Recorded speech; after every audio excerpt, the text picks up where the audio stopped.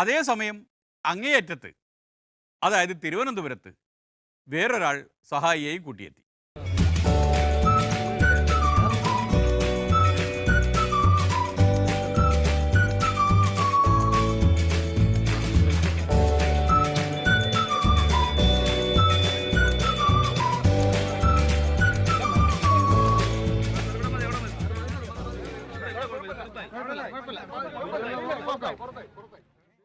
ബൂത്തിൽ നിന്നുള്ള ദൂരപരിധി പാലിക്കാനാണ് ഈ ആംഗ്യഭാഷയൊക്കെ.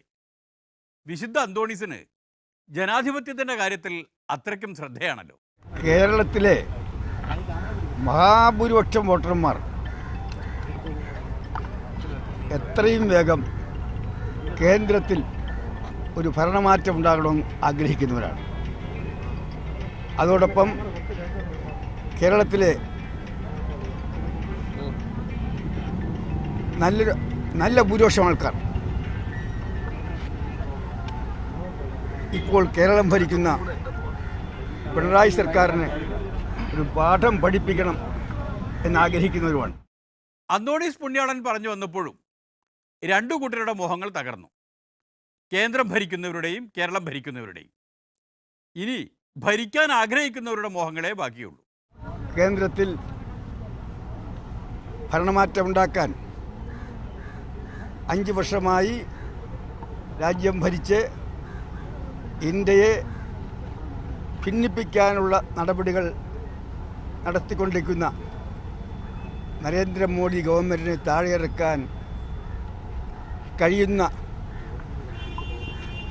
പാർട്ടിയുടെയും മുന്നണിയുടെയും ഏക നേതാവ് രാഹുൽ ഗാന്ധി മാത്രമാണെന്ന് സാക്ഷര കേരളത്തിലെ മഹാഭൂരിപക്ഷം ജനങ്ങൾക്കും വോട്ടർമാർക്കും ബോധ്യമുണ്ട്. അതുകൊണ്ട് തന്നെ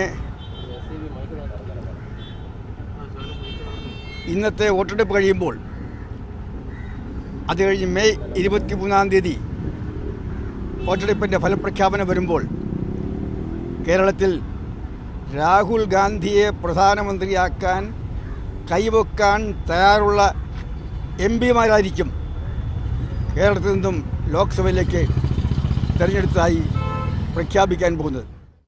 അങ്ങനെയാണെങ്കിൽ അതിൽ CPM-കാരും കാണും.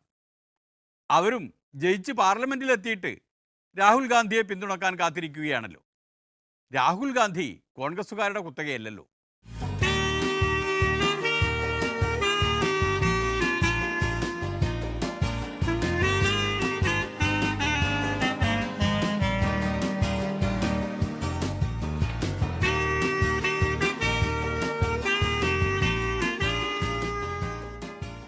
വളരെ പ്രാധാന്യമറിയിക്കുന്ന ഈ തിരഞ്ഞെടുപ്പിൽ ഐക്യ ജനാധിപത്യ മുന്നണി വലിയ പ്രതീക്ഷയിലാണ്.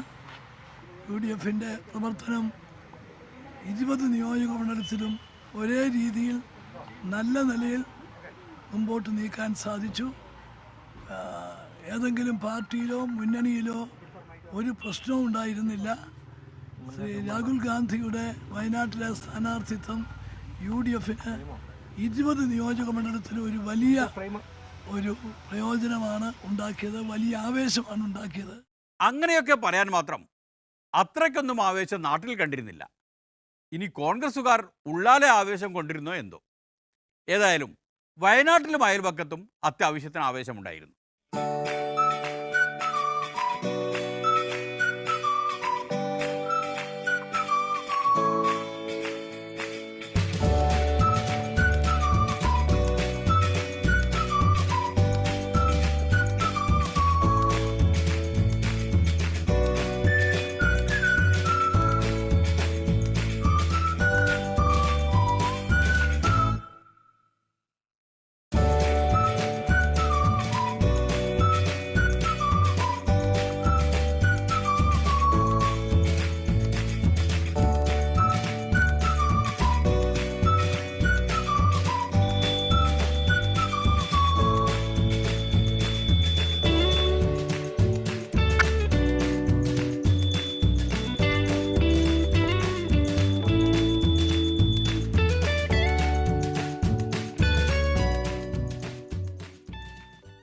യഥാർത്ഥത്തിൽ UDF-ൻ്റെ നായക കക്ഷി മുസ്ലിം ലീഗാണല്ലോ. കോൺഗ്രസിൻ്റെ സ്ഥാനാർത്ഥികളെ തീരുമാനിക്കുന്നത് പോലും ഇപ്പോൾ ലീഗാണ്. അപ്പോൾ അതിൻ്റെ നായകന്മാർ പറയട്ടെ. ഏതായാലും നമ്മൾ UDF വളരെ ഭൂരിപക്ഷത്തോടെ വിജയിക്കും എന്നതാണ് ഞങ്ങളുടെ കണക്ക്. പ്രത്യേകിച്ച് നമ്മുടെ PK കുഞ്ഞാലിക്കുട്ടി സാഹിബും അതേപോലെ തന്നെ നമ്മുടെ ETയും ഒരു ബഹുഭൂരിപക്ഷത്തോടെ തന്നെ വിജയിക്കും എന്ന് ഞങ്ങൾക്ക് പറയാൻ സാധിക്കുന്നുണ്ട്. രാഹുൽ ഗാന്ധിയുടെ ഭൂരിപക്ഷത്തെ പറ്റി ഇവിടെ പറയേണ്ട ആവശ്യമില്ല. വളരെയധികം ബഹുഭൂരിപക്ഷത്തോടു കൂടി റെക്കോർഡ് ഭൂരിപക്ഷം അദ്ദേഹത്തിന് ഉണ്ടാകുമെന്നാണ് ഞാൻ പറയുന്നത്. അതുതന്നെയായിരിക്കും അഖിലേന്ത്യാ ജനറൽ സെക്രട്ടറിക്കും പറയാനുണ്ടാവുക. സംസ്ഥാന പ്രസിഡന്റ് പറഞ്ഞതിലപ്പുറം ഒരക്ഷരം പോലും അഖിലേന്ത്യാ ജനറൽ സെക്രട്ടറി പറയില്ല. അതുതന്നെയാണ് താങ്കൾ പറഞ്ഞത് തന്നെയാണ് ഈ തെരഞ്ഞെടുപ്പിനെ കുറിച്ച് പറയാനുള്ളത്. വയനാട് കൺവീനറാണ്. രാഹുൽ ഗാന്ധിയുടെ ഇലക്ഷൻ്റെ ചുമതലയുള്ള ആളാണ് സാദിഖ് അലി ശിഹാബ് തങ്ങൾ, കൺവീനറാണ്. തങ്ങൾ പറഞ്ഞത് അതിനെക്കുറിച്ചാണ്. ആദ്യം റെക്കോർഡ് ഭൂരിപക്ഷം വയനാട്ടിൽ ആയിരിക്കും. എല്ലാ നിയോജക മണ്ഡലങ്ങളിലും വൻ ഭൂരിപക്ഷം ഉണ്ടാകും. UDF എല്ലായിടത്തും ജയിക്കും. അതാണ് സ്ഥിതി. UDFന് ഇപ്പോൾ ഫൈറ്റ് 1-2 നിയോജക മണ്ഡലത്തിൽ വലിയ ഫൈറ്റ് ഉണ്ട് എന്നല്ലാതെ വേറെ എവിടെയും ഒരു ഫൈറ്റ് പോലും തോന്നുന്നില്ല. ഒക്കെ വിജയിക്കും എന്നുള്ള വളരെ ശുഭാപ്തി വിശ്വാസത്തിലാണ് എല്ലാവരും ഉള്ളത്. അതിനിടയിൽ അങ്ങ് പാലായിൽ അനാഥമായൊരു കുടുംബം.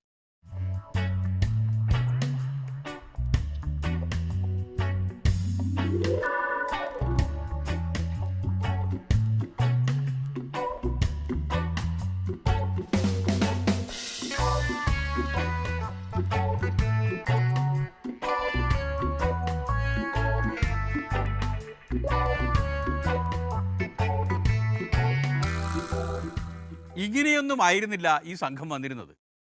കുറെ കൂടി സന്തോഷത്തോടെയും പ്രസന്നതയോടെയും ഒക്കെ ആയിരുന്നു. സാധാരണ രീതിയിൽ എല്ലാവരും ഒന്നിച്ചു വന്നാണ് ഈ ബൂത്തിൽ വോട്ട് രേഖപ്പെടുത്തിക്കൊണ്ടിരുന്നത്. ഇപ്പം അമ്മയുണ്ട്, കുടുംബം എല്ലാവരും ഉണ്ട്. നമ്മൾ വോട്ട് ചെയ്ത് കഴിഞ്ഞു. ഏക്കാലം വലിയ ഒരു പ്രതീക്ഷയോടുകൂടിയാണ് ഐക്യജനാധിപത്യ മുന്നണി ഒരു നല്ല ഭൂരിപക്ഷത്തോടുകൂടി വിജയിക്കാൻ കഴിയും.